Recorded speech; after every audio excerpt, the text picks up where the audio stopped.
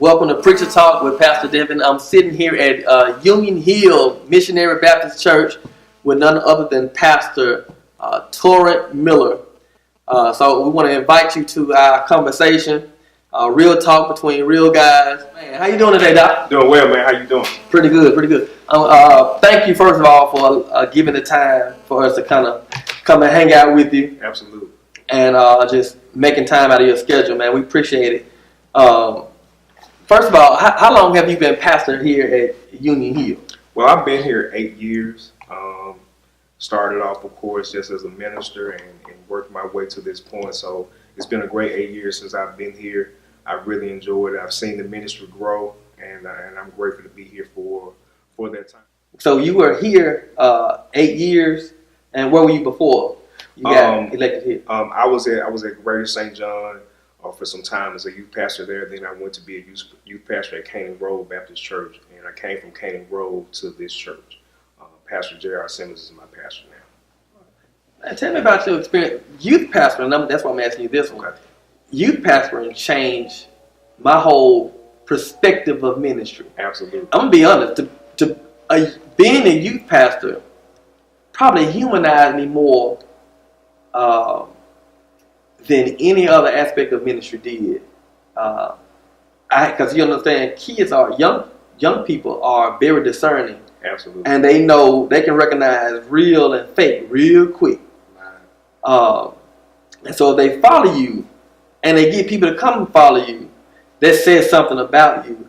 What did you discover? What did you learn during your years as a youth pastor? Man, it's amazing that you said that. I had an incident where it changed my whole perspective on ministry during my time as a youth pastor. I was teaching the young people about obeying your parents and doing what your parents say. And my total focus was on obey your parents. Do what your parents ask you to do. And this young lady raised her hand. And she said, what if you have bad parents? Ooh.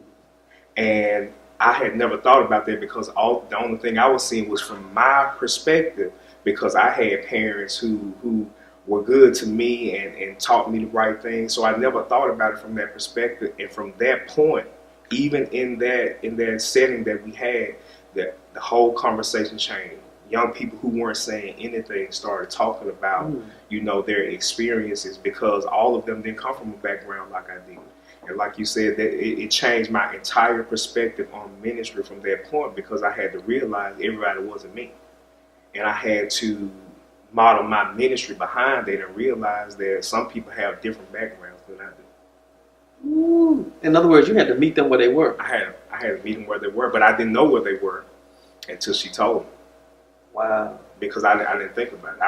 I had tunnel vision at that point, because all I wanted to get over to them was obey your parents. You come in there trying to preach your lesson.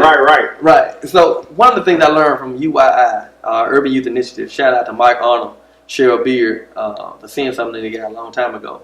But one of the things they taught me was this perspective of earning the right to be heard. Earning the right to be heard, which means this notion of, when I'm spending time with young people, don't spend so much time talking as you do listening and earning their ear. Right. And so from that, I've learned that young people in particular, but people in general, don't care how much you know. Absolutely. Until they know how much you care. Absolutely. How has that shifted you as a man and as a preacher?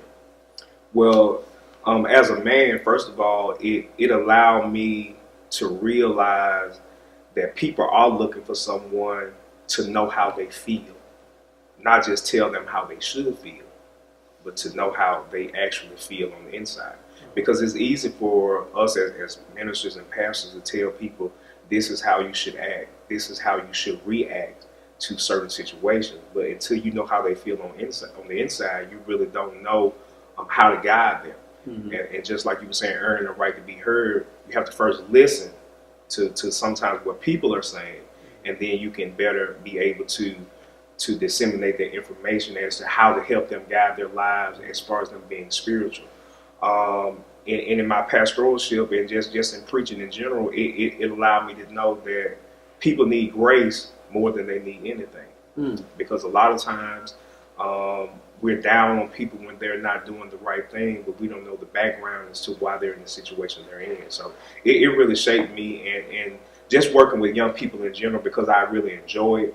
It helped me to learn how to really love people in whatever state they're in, whatever background they come from, because with children they're so honest, and it helped me to love them, and then helped me to learn how to love older people as well as I moved into the pastoral ministry. How do you think this time shaped you as not just a man, but also as a father? I know you got 3 boys. 3 boys. Right? So how has that helped in how you now parent and father? It helped me in a lot of ways because, well, first of all, I got to work with them in youth ministry as well. I got to baptize all 3 of my sons, which was a great thing, a great experience for me. And it helped me to listen to them more as a parent, because when I noticed that I need to listen to those young people, I realized that I need to listen to my own sons as well. Because a lot of times as a parent, you don't talk back. Don't say anything to me. I know I'm right what I'm saying, and even though they have their own feelings about a certain thing, and they might not be saying that I'm wrong about what I'm saying, it just may be the way that I'm saying it to them that's affecting them. Yeah. But I learned how to start listening to them, especially when they became more mature. I learned how to listen to them more as a father and as a parent, and it helped me to understand where they were. And if I can understand where my kids are, then I can help them better to get to where they need to be. But if I don't know where they are, I really can't help them get anywhere. Right. Yeah, I get that. But what do you think your children, in terms of attributes, what do you think your children would say about, man, what's Torrent Miller like? What do you think your sons would say? Well, of course, all 3 of them have different personalities, so all 3 of them probably gonna have. So they're gonna write 3 different gospels, like Matthew, Mark. Exactly. We're gonna have they got 3 different gospels, 3 different perspectives about the same guy. Yeah. So, and I think my youngest son will probably say, because he runs track. Okay. So and I try to support him, but I'm a bootleg track coach. And all of them will tell you that I was a bootleg football coach, a bootleg basketball coach. So anything that I saw that they were doing wrong when they were out there, I'd be like, hey, let's go watch a video, let's go do this. Try to help them get better. And I played some sports myself, but I think all of them were better than I was. So I try not to be too hard on them when it comes to sports. I support them, and I tell them what really matters is if you give your all, but at the same time, they know I want excellence out of them. Yeah. So when I see that they're doing something that they shouldn't do on the field or whatever they're doing, then I'm going to try to correct them. They will tell you that I'm probably overprotected. Even when, until my sons, I got 2 sons who are grown. One is 20, one is 18. TJ is 20. Tyler's 18 and Kingston is 10. Okay. And so probably my wife as well will tell you that I've been overprotective of them. And I tell them, know who you're riding with in your cars and things of that nature. And wouldn't let them, even as boys, there were times when they just couldn't go hang out in the neighborhood, and not because I'm a pastor, but just because I don't want you to get hurt. I don't want you. You're right. And they all of them probably tell you that. But thank God you ain't got dollars there. Right. You probably would be crazy there. Absolutely. I get it now. For sure. Okay. How do you balance, man? I think balance in ministry is a huge thing. How do you balance time between ministry and family? Well, for me, I work as well. Mm-hmm. I work in the school system. I do some substitute teaching, which I really love to do because I love to work with kids. So when you have another job plus your pastoralship plus your family, you have to have some time where you balance things out. And I'm grateful for the fact that I'm kind of an introvert. And I kind of like to stay at home a lot. So it's easier for me to have family time because I'm not that guy who has to be out in the spotlight, out in the front. Now, Paul. Okay. You said you're an introvert, right. and that speaks to me because I say the same. Right, I'm gonna hold my stuff on mine though. Okay. You said you're an introvert. Right. How does a pastor, who most times known to be very charismatic, right? How does a pastor be an introvert? How does that work? Well, first of all, it has to do with the anointing and the assignment that's on your life. Because when I was younger, I had a fear of standing up and speaking in front of people. I did not want to be out front. It just made me afraid. But when the calling really fell on my life and I actually accepted it, then I knew that I had to count on God to be able to get up. To do something that you don't feel comfortable. Right. You know, kind of like Moses when he talked about, you know, he had a speech impediment. Yeah, right. He said, just tell him I am that I am sent you. You know, so that, you know, when I feel that inside of me, when I stand, that's what helps me to come out of my shell. And I've had to work on that. I've had to work on becoming, and I've always been nice to people, had no problem getting along with people, but I had to work on becoming a people person.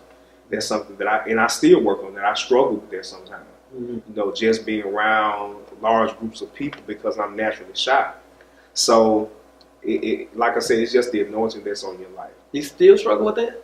At times I do. Really? At times I do. I struggle with, you know, if just like with this interview. You know, I was nervous about it. You know, so I was like, what kind of questions are you going to ask? You know? So I'm trying to prepare myself mentally. You know, and I was glad that you let me know it's just going to be a conversation between brothers. You know, we just going to be out here in front of the camera. So I really appreciated that because I thought about canceling a couple times, but I didn't want to do you like that. You actually the second person told me that. Right. I was nervous about it. Right. Yeah. An introvert. So I always say that I'm an introvert with extrovert tendency. Okay. Right. I would much rather be in a room by myself. I would much rather when I walk in the door nobody recognize me. Right. Now this is funny because so there's a period of my life where I was this shy person, real shy. Then there's a period of my life where I was really probably overly cocky, and so somewhere in between that is where I exist now. Right. So I'd rather walk into a room now but not be recognized. Or not be seen like I'm somebody. But not be, you know, I just rather come in the store. I want the cashier to say, hey, how you doing? But don't bother me though. Right. But then I have really learned to be a people person. But I'd much rather be in a room by myself. Absolutely. So I completely get it being a pastor who's an introvert, but I feel like God has also given me extroverted tendencies. Right. But by nature, I believe I can adopt that saying. I believe that's probably where I made that song also. Because I promise you, right. I'd rather be in the cut, chilling, leave work, go home. I don't have to have a whole. But I also think God is calling, and we talked about it before. I think God is calling us out of that. Because if we're going to be an ambassador for Christ, and we got to be out there in front of people. Nobody can see Him in you if they don't ever see you. Absolutely. Right. So, yeah. So, how do you think? In what ways do you think being an introvert blesses your ministry, though? Because I think God gives us everything for a reason. Right. In what way do you think? And I might be asking you something you never thought of. And I really haven't thought of it in that perspective or from that perspective. But I would say it helps you to listen because when you are, from my perspective, as being an introvert, I don't just talk to everybody off the bat. I kind of want to listen to a person, kind of get a feel for how they flow in conversation before I kind of interject myself into that conversation. So it helps me to listen to people. It helps me to be able to not be overly aggressive towards people, because a lot of times in ministry we turn people off by being over aggressive with our Christianity. I agree. So, and we want to hit them with the Bible and quote scriptures to them, and we don't really know where they are in life. And being an introvert helps me to kind of feel them out, to see how can I talk to them. And a lot of times I don't tell people I'm a pastor. when I'm talking to them. You know, I don't just introduce myself. Hey, I'm Pastor Miller. You know, and because I'm an introvert, and I want them to be who they are around me, so and I can be comfortable with talking to them and later on and telling them, hey, this is what I do, and then trying to reach them with the gospel. Yeah. Because a lot of times when you are aggressive towards people with your Christianity and with your belief, and not saying that there are times that we shouldn't be aggressive. Right. I'm not saying that at all, but sometimes we have to feel our way through a thing, and I think that helps me to do that. So I guess what I'm hearing is being an introvert sometimes help you put that bait on the reel. Absolutely. And once you put that bait on the reel and throw it in the water, right, give you a chance to reel them in. Slowly. Once you reel them in, then you can start putting them with that gospel. Exactly. So that does work. I completely agree with you. I think sometimes we are too overbearing with our beliefs. You're not a Christian. I can't talk to you. Right. If I do talk to you, I got to convert you. Absolutely. And I think I'm not sure that our job is always to convert. Right. I think sometimes our job is just to plant the seed. Right. Plant the seed. Somebody else will. So maybe they met me at Snooks, and I dropped the seed, and they met you at Kroger, and you watered it, and they meet another cat, and he reels them in. Right. But it's all in the same body of Christ. Absolutely. Yeah, certainly being an introvert is a different dynamic. You don't hear most preachers say that. But I think it works. I think certainly being that I share that same intangible, it works. Right. It works, and I know that it works. You said you substitute at a school sometimes. And we met at a school. Right, absolutely. Yeah. How do you feel? And I'm asking you this from this perspective. Most people think that preachers go to school to learn to be a pastor. Right. Right. You go to school to learn to be a pastor? Like, you don't go to school to learn to be a pastor. Right. So what's your driving notion behind seeking further education? Well, for me, I had been out of church for a while. Okay. Before I came back into the ministry. Really? So let's talk about that when we get into that. Let's talk about that when we get. You was out of church for a while. Right. What were you doing? What's going on with this? Just whatever I like to do. How old were you at the time? 24, 20, 23, 24 in that lane right there, and just going out. Grew up in church. Yeah, I did. And straight away. Right. Same. And so I was just wanting to do what I wanted to do, and I wasn't one to play with God. Mm-hmm. So I wasn't going to church on Mother's Day, Christmas, or Easter. Right? So shout out to CME Christmas. Right, exactly. because I just felt like that. No shade, CME. Right. If all love. If I was going to do a thing, then I was going to do it to the best of my ability, even being in the world. So, and I didn't want to play around with, pretending like, I'm coming today just for this event and knowing I'm not coming back next Sunday. So I strayed away for a while. And so when I got back in and the calling was so heavy on me, I knew I had missed so much time and so much study. When you came back into ministry? No, I didn't. But the calling was on my life, and I knew. You felt it, and I knew. Okay. And I said for a while, before I announced my calling, and I knew that I had missed time, I had missed study, so I decided that when I announced my calling, that I felt like the only way for me to really catch up and to be at the level I needed to be at as a minister was to go to school. I was already, called to preach. Like you said, I didn't go to school to learn how to preach or learn how to be a minister. Mm-hmm. I wanted to, craft my gift. Yeah. And because the scripture tells us that we should study to show ourselves approved. Mm-hmm. So I felt like that it was necessary for me to go, but also to have different avenues that I could get another job other than being a minister. Okay. Because a lot of people don't understand that we have to work other jobs sometimes too. People think because you're a pastor, because you're a minister, especially if you're a pastor, they automatically think that the check that you get with being a pastor takes care of everything. Yes. But we have to be diverse in what we can do outside of the church, because many of us work jobs to bring other money into the household. Yeah. So that's what it was with me. I just felt like I needed to get that crafting on my gift. Okay. I really want to touch this It's this gap of time you were at the church. Right. Because I don't think God throws anything away. He uses all of our experiences. I believe so. Good, bad, and indifferent. Right. What did you learn about you during that time, especially in hindsight? What do you think you learned about you? And what do you think you learned about others who may not be in the fold right now? Like, how do you see them having had that experience? Right. Well, I learned several things about myself. I learned that I was insecure in some areas. Okay. And I did things in the world to make me feel like I was secure in those areas. You know, I wanted to, and I didn't necessarily want. So your background hadn't been squeaky clean. No, absolutely not. Okay, absolutely not. Shout out to G. Scott. Right.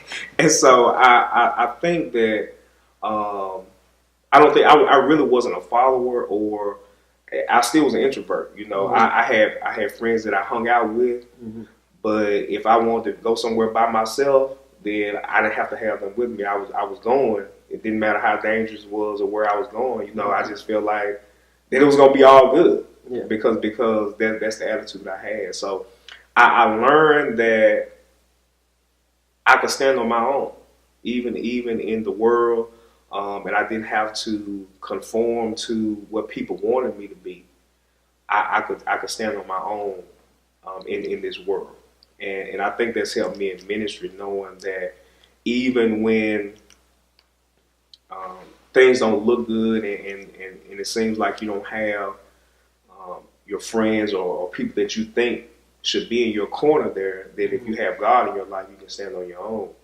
And I realized that while I was even standing in the world, that it wasn't about me, it was about God. He was using that experience to mold me. And that's why I was kept while I was out there. Not because of what I had in my glove box, and not because of who I thought I was. But right. I was. and so I just realized that I learned that also nothing can fill those voids in your life, those empty places that you're trying to fill in the world, but God. And I tried to fill them with a lot of things, but none of them worked. None of them worked. You know, I still felt empty inside. And I remember coming to a four-way stop, and I looked in my rearview mirror at myself, and I said, "There's got to be." What a symbolic piece. Right. And you know, and I looked at myself in the mirror and said, "There's got to be more to life than what you're doing right now." But I still didn't turn at that point. You know, but I knew I needed to make a change. I just did. What do you think drove you back? Hitting rock bottom, losing things that I thought I'd never lose, being broken mentally, spiritually, and financially. And just God showing me that if you don't go after my assignment, then eventually you're going to die early death. And that was vivid to me. So, and I had a young son that hadn't too long been born, and maybe another one on the way during that time when I was coming back. And I didn't want to end up in a place where I got locked up and couldn't be there for them, because I knew they were more important than my own selfish wants and what I wanted to do.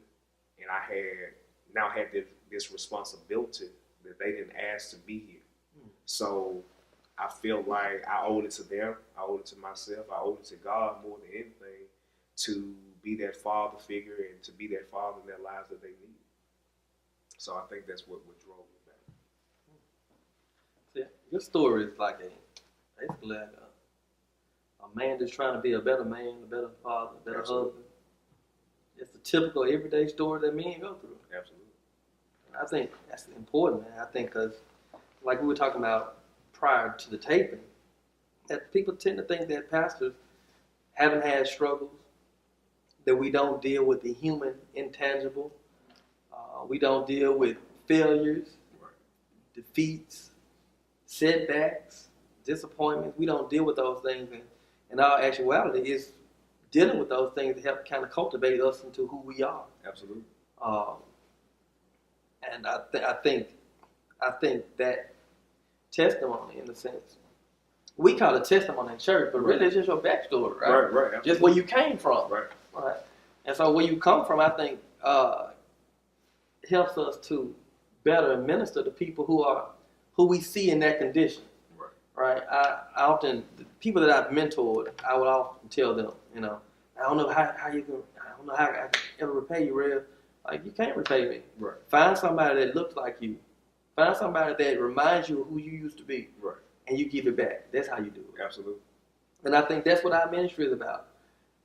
Seeking to give people what we knew God gave to us, what God gave to us. Right. Last thing. How would you make an appeal to a young man or young woman that Union Hill, under your leadership, is a place that would enrich their lives? Well, for me, at Union Hill, there are a lot of things that we do to really try to embrace people no matter where they are. So we show a spirit of love. And one thing I want to mention is that we incorporated a fellowship period into our service when we came here. And we go around and we hug everybody. We tell them we love them. And we don't ask them where they've been, where they've come from, what they've been through. We just want them to know that we love them and that God loves them. And I've been in the place that many young men have been. Yeah. And I've seen young women also, out in the world as well. So my appeal to them would be that I understand that you're not perfect. And I understand that you won't be perfect because I'm still not perfect. But if you give us a chance, if you give me a chance to invest in you, I believe that with my experiences in my past and from where God has brought me now, that I could invest in a young person and help them to get to their destiny in the place that God has called them to. Because I never envisioned myself as being here even on this day, talking to my friend, Pastor Devin Westbrook, and interviewing me about my life and how my life has changed to be a pastor, to be a leader, to be a guide to those who are still lost in darkness. I never envisioned that for myself. So there are some people out there who may watch this video and they feel like, where I'm at now is where I'll be forever. But I would say to them, you can get to a better place. And it may be even here at Union Hill. It may be at Redemption Life Church.